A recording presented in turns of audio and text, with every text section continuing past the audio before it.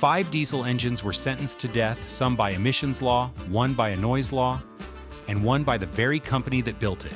And yet every single one of them is still pulling freight on public roads today. Decades after the rules were written to bury these engines, truckers are still hunting them down and paying premium money to bolt them into brand new trucks just to escape the modern emissions equipment that replaced them. By the end of this, you will know which 5 engines beat the system, why grown men still argue for an hour over the order, and which one was so good that even its own maker quitting the truck business could not finish it off. Number 5. The Detroit Diesel 8V92.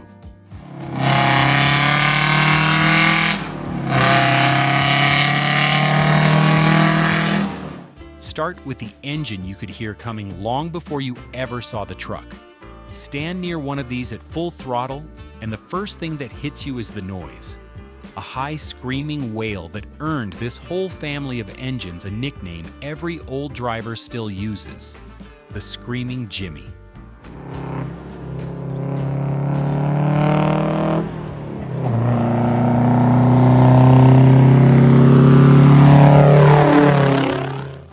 The Jimmy part came from an old slang word for General Motors, the company that owned Detroit Diesel back then. The screaming part needs no explanation once you have heard it. Detroit had been building these 2-stroke diesels since before World War II, and in 1974 they doubled down and launched the 92 series, a bigger version aimed straight at the long-haul trucks crossing the country. What made it special was the way it made power. A 2-stroke engine fires on every single turn of the crankshaft, which means it makes a power stroke twice as often as the normal 4-stroke engine sitting in your car. That means more punch from less engine, and it means that unmistakable scream. The biggest highway version, the 8V92, made up to 435 horsepower. A modern family sedan makes around 200. So this thing made more than double the power of your car, out of a design most engineers already considered old-fashioned. But here is the cost. A 2-stroke diesel like this burns a little oil on purpose as part of how it runs, and these could go through a full gallon of oil every 1,000 miles. Most cars today might use a quart between oil changes.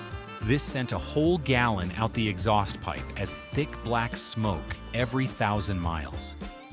Can you imagine a brand new engine today that was designed to pour a gallon of oil into the air every 1,000 miles? It would never make it past the front gate. Climb into a long-haul cab pulling a grade in the 1980s, and the driver had a trick every Detroit hand knew. These engines ran their best when you worked them hard, so the move was simple. Keep your foot in it, let it scream, and trust that the louder it got, the harder it was pulling. If you ever ran a Screaming Jimmy through the mountains with the throttle pinned and the whole cab shaking, you already know the feeling, and the comments are open for your war stories. But the same things that made it a legend marked it for death. It was loud enough to run into trouble with the noise laws of the early 1970s, and it was dirty enough that the new emissions rules had no place for it. Pretty wild, right? Detroit could see where this was going, yet they kept building these screaming 2-strokes for highway trucks all the way until 1995 before the last ones were sold. The Screaming Jimmy was loud, thirsty, smoky, and completely impossible to replace in the hearts of the people who ran it, which is exactly why it lands on this list. The next engine took the opposite approach. Instead of screaming louder than everyone else, it quietly rewrote the rules of how a truck makes power. And it came from a company that was nearly out of money when it took the gamble. Number 4. The Mack E7.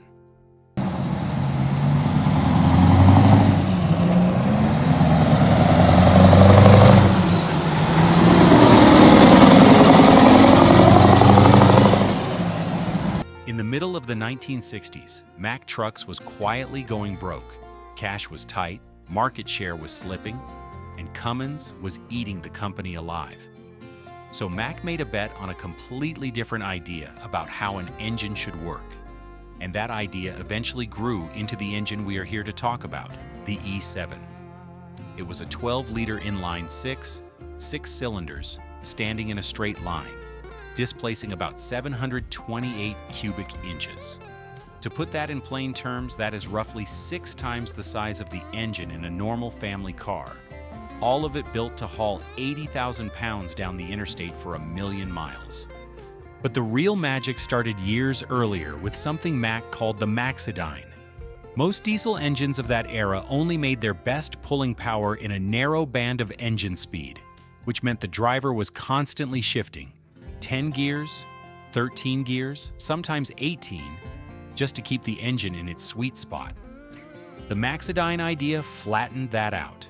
It gave the engine a wide band of usable power, so wide that a driver could pull a loaded hill using a simple 5-speed transmission instead of a 13-speed. Think about what that means for the human being behind the wheel. Instead of grabbing a new gear every few seconds on a climb, hand never leaving the shifter, the driver could pick a gear, hold it, and let the engine do the work. Have you ever tried to do anything complicated with one hand while the other hand never stops moving? That was every gear-heavy truck on a grade, and Mack just deleted the problem. In its strongest form, the E7 made 454 horsepower and 1,660 pound-feet of torque, which is the twisting force that actually gets a heavy load moving from a standstill. A full-size pickup makes around 400. This made roughly 4 times that. Put a driver in a Mack on a long climb in the 1970s, the kind of hill that had other trucks rowing through the gearbox the whole way up, and the Mack driver is sitting there in one gear, one hand on the wheel, listening to that low Mack lug haul the whole load over the top. Every old Mack man reading this is already nodding. And if you ran a Maxidyne and have a story about outpulling a bigger engine on a hill, drop it below because that argument has been running for 50 years. So why is it not higher? Because the same toughness that made the E7 nearly unkillable also made it a target.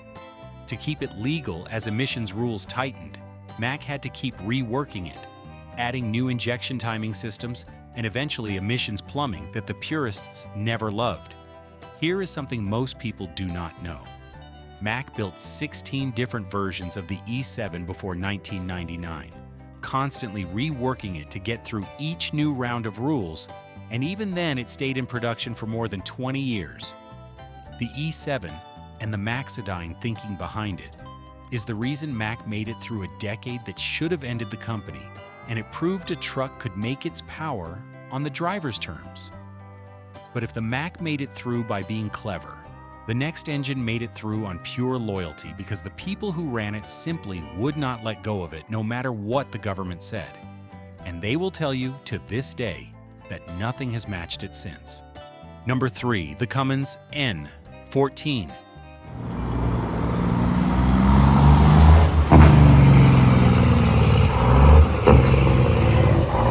Ask a room full of old truckers to name the best engine ever bolted into a big rig, and a huge share of them will say the same letter and number without hesitation.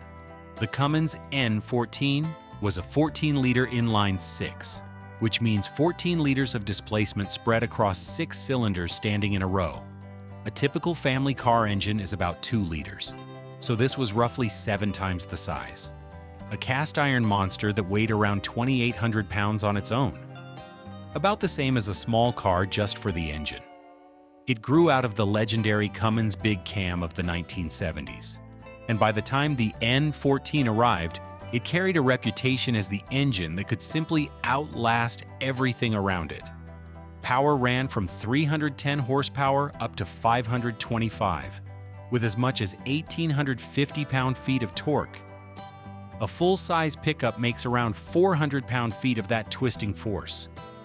This made more than 4 times as much, which is exactly why these engines were famous for joining what drivers call the million-mile club. 1 million miles. That is like driving all the way around the entire planet at the equator 40 times before the engine ever needs a major rebuild. How many machines of any kind do you own that you would trust after being used 40 times harder than going around the world? Picture an owner-operator at a truck stop somewhere in the middle of the country, leaning on the fender. telling anyone who will listen that his N14 has rolled past 1 million miles and is still hauling 60,000 pounds. And that some drivers were reporting fuel economy around 7.5 miles per gallon, a strong number for an engine this size. If you ran an N14 and you have crossed the 1 million mile mark, you already know what is coming when I say it does not belong this low, and the comments are yours to make that case. So how does an engine this good end up discontinued at all? One word: emissions. By the late 1990s and into the 2000s, the Environmental Protection Agency, the federal body that sets pollution limits, was tightening the rules faster than an engine like the N14 could keep up. It was a tall, old-school design at its core, and the cleaner the rules demanded engines become, the harder it was to make this one comply without strangling the very things people loved about it. Cummins already had a newer engine waiting, the ISX, built from the ground up for the emissions era, so the company made the call. The N14 was formally retired from highway use in the United States in 2002, not because it failed, but because the law moved past it. Yes, you read that right. The engine that countless Cummins engineers and drivers consider the best all-around truck engine the company ever made was not pushed out by a flaw. It was pushed out by a regulation, while it was still one of the most respected engines on the road. The N14 is the engine that proved being the best is no protection at all once the rules change, and that is why people still hunt them down today. The next engine did something the N14 never managed. It was the machine that kicked off the entire computer revolution under the hood, and it came from the one company everybody had already written off. Stick around, because the final two engines are the ones that beat the system the hardest, and the number one is the engine an entire industry tried to replace and could not. If you want to keep seeing videos like this one, subscribe so you never miss what is coming next. Number 2. The Detroit Diesel Series 60.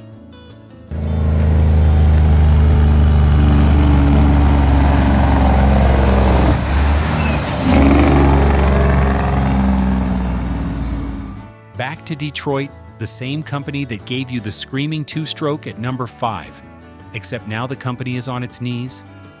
By the early 1980s, the old screaming Detroits had fallen so far out of favor that the company's share of the market had collapsed to less than 5%. They needed a miracle.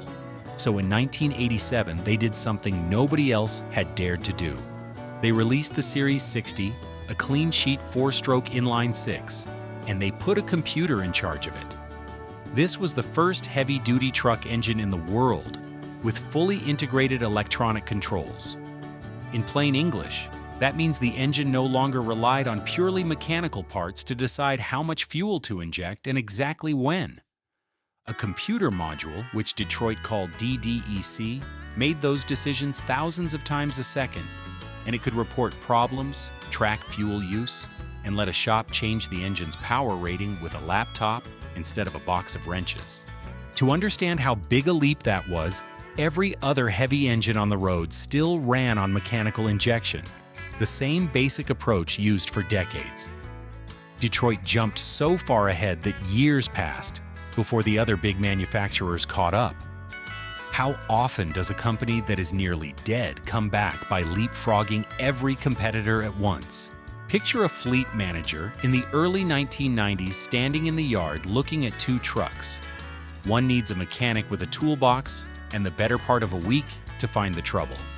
The other, with a Series 60, gets plugged into a computer that tells the shop exactly what is wrong in minutes. The fleet manager does the math on downtime and quietly starts ordering everything with a Series 60 in it. If you ran a Series 60 and you trusted it more than anything you have driven since, you are not alone, and the comments are the place to say so. And how good was it really? Good enough that Detroit told operators not to even think about a major overhaul until 750,000 miles. Most car engines are considered worn out at 200,000. Detroit was telling truckers to run almost 4 times that before opening it up. So what tried to kill it? The same force that came for everything else on this list.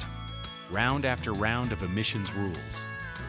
To keep the Series 60 legal, Detroit grew it from 12.7 liters up to 14 liters, added a diesel particulate filter, which is a device in the exhaust that traps soot before it leaves the pipe, raised the pressures, and bolted on more and more equipment.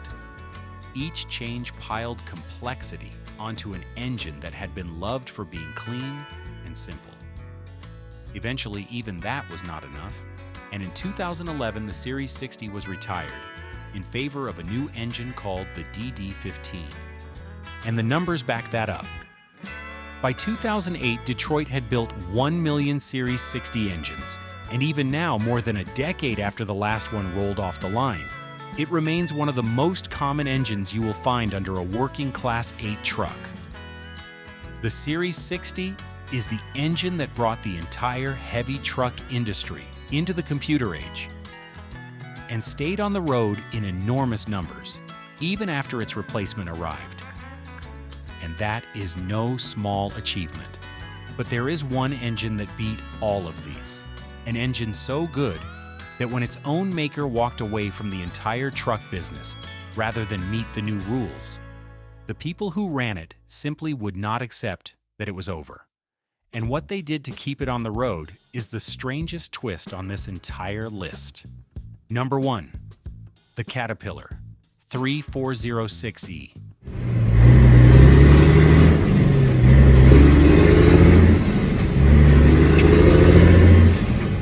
This is the one.